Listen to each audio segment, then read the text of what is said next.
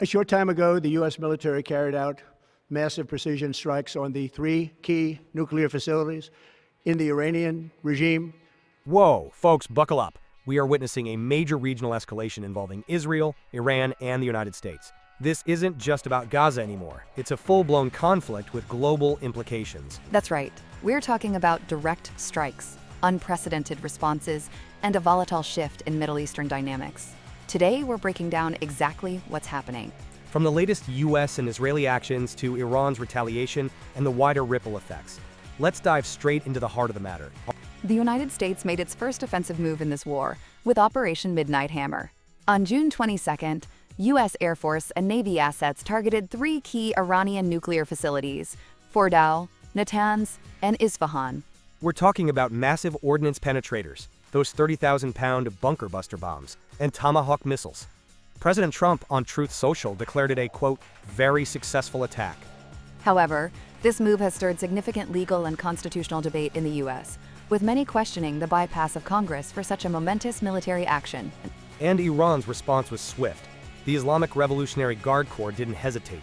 They launched missile strikes against U.S. bases in Qatar, specifically Al-Udeid, and in Iraq. While most of these missiles were intercepted and thankfully no casualties were reported, the message was clear. Iranian officials have issued stark warnings, telling Trump that while he may initiate the conflict, Iran will be the one to end it. In parallel, Iran's foreign minister has been in Moscow, reportedly seeking support and diplomatic leverage.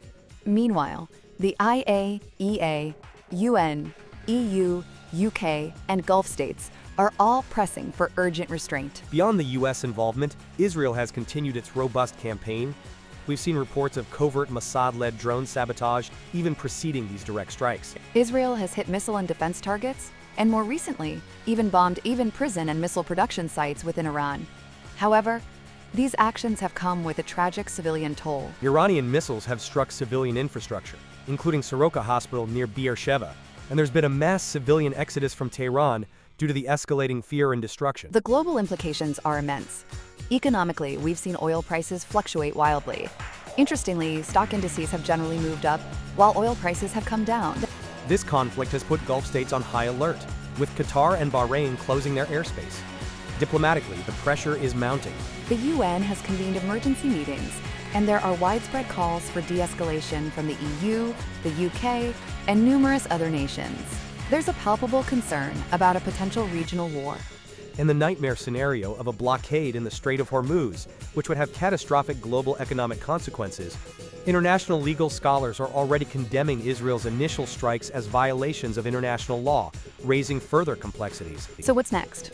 We're clearly in uncharted territory. Iran's options include further retaliation, potentially targeting oil infrastructure, or expanding proxy attack. In the U.S., we can anticipate significant political fallout for President Trump, especially regarding the legality of these strikes. The UN and IAEA will undoubtedly intensify their diplomatic efforts, pushing for a ceasefire and renewed negotiations on Iran's nuclear program. This conflict is far from over, and every day brings new developments. Indeed, this situation is evolving rapidly, and we'll be here to break it all down. Thank you for tuning in. Be sure to follow us for more updates and share your feedback. We'll be discussing the economic reverberations in our next episode.